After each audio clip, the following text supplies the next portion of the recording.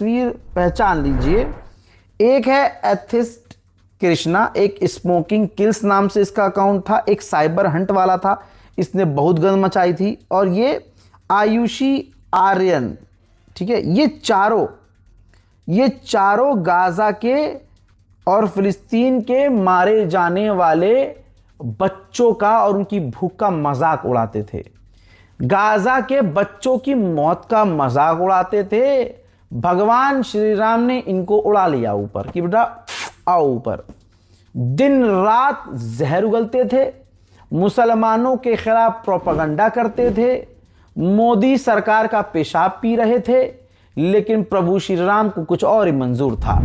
इस आदमी को तो आप भूले नहीं होंगे, राजेश शर्मा, ठीक है। अभी इसका इस गंदे ये जो हिंदूवादी है, मोदी का पालतू कुत्ता, इसका बेटा मरा। सबसे ज़्यादा आवाज़ और सबसे पहले आवाज़ हमने उठाई। राइट साइड में इसके बच्चे की तस्वीर, जवान, कड़ियल जवान, खूबसूरत, कामयाब लड़का, अमेरिका के आतंकी हमलों में मारा गया, शहीद हो गया। मैं शहीद कह रहा हूं, लेकिन जिसके बेटे को मैं शहीद कह रहा हूं, गाजा के लिए और इजराइल के लिए उसकी मानसिकता क्या है, पोस्ट उसका आपके सामने है। कहता है I think Israel should now, मतलब क्या ही बोलूं, पढ़ना भी नहीं चाहता। इसकी मानसिकता ये कह रहा है कि गाजा को मुस्लिम फ्री टेरिटरी बना देना चाहिए, और यही एक रास्ता है शांति और अमन लाने का। Kudos to Mossad and IDF. Israel का ये फैन था, इजराइल की आईडीएफ का ये फैन था, और ये खूब दिन रात हिंदू मुसलमान किया करता था और मुसलमानों को बदनाम किया करता था।